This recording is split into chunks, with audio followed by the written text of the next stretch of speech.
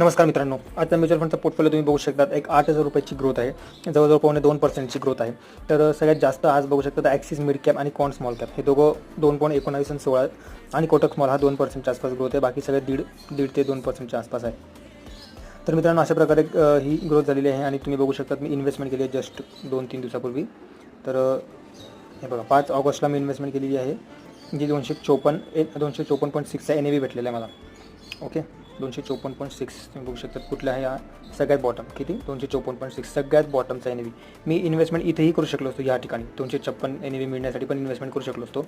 पण मला माहिती होतं की मार्केट इथून नाही थांबणार, थोडं अजून खाली येईल. पण त्याचे हाय लेवल तोडून वरती गेलं असं वाटत होतं की एक टाईमला की इथली जी इन्व्हेस्टमेंट होती त्याचा चान्स आपल्याकडून सुटलेला आहे. पण तसं नाही, ते मार्केट खाली येणार होतं. त्याच्यामुळे मी वेट करत होतो.